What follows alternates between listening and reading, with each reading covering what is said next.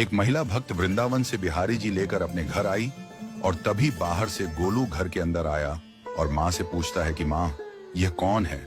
तो मैया ने बोला, ये भगवान है और ये ही हमारे मालिक हैं। अब तो घर में जब भी कोई नई चीज बनती तो सबसे पहले बिहारी जी को भोग लगता। पहले यह सब चीजें गोलू को सबसे पहले मिलती थीं। इससे गोलू बहुत चिढ़ने लगा और मन ही मन ठाकुर जी को कोसने लगा। एक दिन गोलू की माँ काम पर जाते समय बोली, गोलू, यमुना जी से मटके में जल भरकर लाना।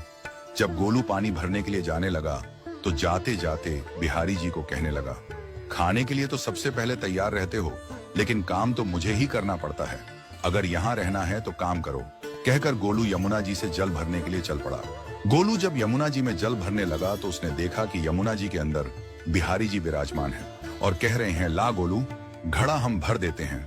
गोलू उनको देखकर हैरान हो गया और बोला, नहीं नहीं, मैं अपने आप भर लूंगा। लेकिन ठाकुर जी ने उसके हाथ से घड़ा ले लिया और भरकर घर ले आए। गोलू घर आकर डर रहा था कि अगर माँ को पता लगा कि मैंने ठाकुर जी से काम करवाया है तो आज मेरी पक्की पिटाई होगी। माँ ने घर आकर बिहारी जी को गीले कपड़ों में देखा तो एकदम से हैरान हो गई और कहने लगी कि गोलू, ये जरूर तेरी शरारत है, जरूर तूने ही इन पर जल डाला है। गोलू ने अपनी माँ को समझाने का बहुत प्रयास किया, लेकिन माँ ने उसको डांट कर चुप करा दिया और ठाकुर जी के भीगे हुए वस्त्रों को बदलने लगी। अगले दिन जब माँ ने गोलू को अनाज पिसवाने का काम दिया तो बिहारी जी फिर अनाज का कनस्तर ले आए और माँ को ठाकुर जी के वस्त्रों के ऊपर सूखा आटा पड़ा मिला। तो माँ ने फिर गोलू को डांटा कि तुझे पता नहीं कि ये हमारे भगवान हैं और तू भगवान के साथ शरारत करता है। आज तूने फिर इनके ऊपर आटा फेंका है।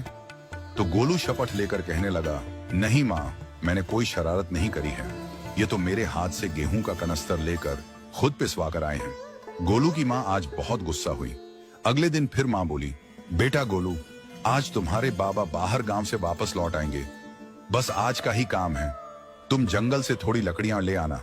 गोलू फिर डर गया, कहीं ठाकुर जी फिर मेरे पीछे ना आ जाएं। गोलू ने माँ को बोला कि मैं चला तो जाऊंगा, लेकिन बिहारी जी को समझा लो, वो मेरे पीछे ना आई। उसकी माँ हंसकर बोली, हाँ हाँ समझा दूंगी, तुम जाओ तो सही। गोलू जल्दी जल्दी लकड़ियां लेने जंगल में चला गया और माँ काम पर चली गई। लेकिन उस दिन माँ काम से जल्दी वापस आ गई और देखा बिहारी जी अपनी चौकी पर विराजमान नहीं है। वह तो एकदम से घबरा गई कि कहीं गोलू की शरारत तो नहीं। वह भागी भागी जंगल की तरफ गई। तभी उसने देखा कि गोलू के साथ एक इंसान लकड़ियों को लेकर घर आ रहा है। गोलू की माँ यह देखकर हैरान हो गई कि यह तो बिहारी जी हैं। ये क्या हमारे भगवान हमारा काम कर रहे हैं? इसका अर्थ गोलू ठीक कह रहा था। वह जल्दी जल्दी भागकर ठाकुर जी के पास गई और लकड़ियां उनके हाथ से लेते हुए उनके चरणों में गिरकर रोती हुई बोली, हे बिहारी जी, ये आप क्या कर रहे हो? मुंह गरीब का काम क्यों कर रहे हो? ठाकुर जी मुस्कुराते हुए बोले, हमें तो तेरे बेटे पर बहुत प्यार आता है। सब लोग हमें भगवान समझते हैं, लेकिन एक तेरा बेटा ही था जो हमको अपना मानता था। अपना मानकर वो हमें डांट भी देता था, हमारे साथ गुस्सा भी करता था, और जो हमें एक बार अपना मान लेता है तो हम उसके मान के लिए उसके ही हो जाते हैं।